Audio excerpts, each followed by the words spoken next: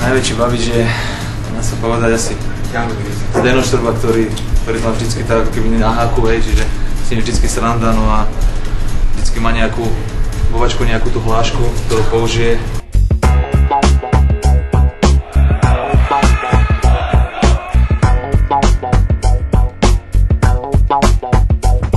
Pre nich je to náboženstvo a proste keď mužstvo doma nevyhrá, hoci len remizuje, tak proste sú oni nahnevaní a vykrikujú po hráčov, naopak keď sa vyhrá, tak potom ich milujú a nosia na rukách. Drž sa. Najväčší leňoch, keď tu bol Ľuboš Kamenár, myslím, že on by bol asi taký. Janko Kozák tak aj pôsobí, takže možno jeho by sme mohli za takého pohodiaka leňocha.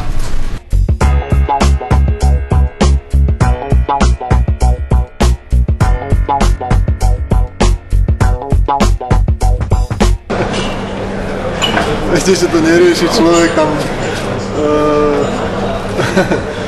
malá potreba nehrozí, lebo ten hráč stráca tekutiny počas zápasu, takže to nie a naopak to sa mi ešte nestane, chvála Bohu.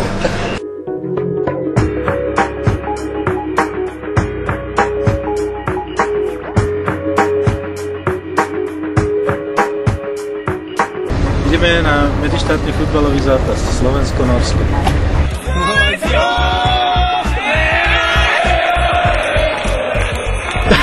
Sme strašne šťastní, že je tam dobrá atmosféra na zápase. Pokiaľ sa týka reprezentácie, tak je to v kľude. Ja súhlasím, tešíme sa.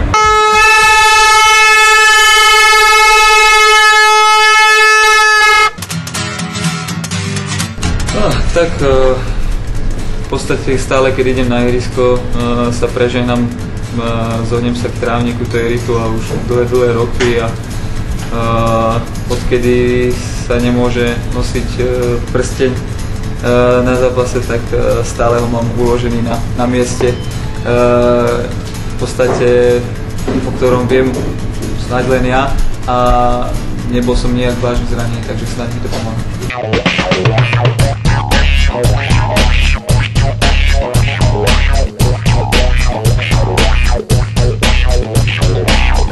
Čauko. Tak ako povedal Šesti, že najväčší leňoch je Ľuboš Kamenár, takže aj najväčším žrútom by mal byť on.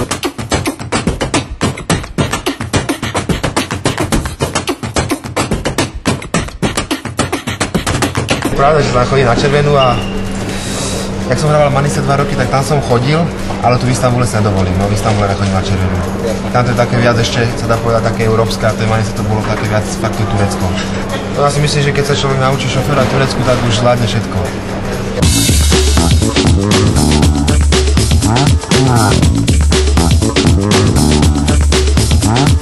Mňa sa odjak živa hráva lepšie proti vyšším obrancom.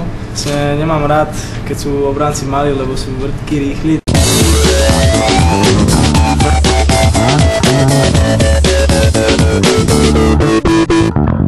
Marek je úplne v pohode ako normálny chalan, takže my ho všetci rešpektujeme, vlastne vieme, že je vynikajúci futbalista a vlastne už dosiahol veľa vecí a proste je našim kapitánom teraz, má len 22 rokov, čiže to je také, pre neho také veľké plus, ale ako som povedal, každý ho rešpektuje a vieme, čo je v ňom.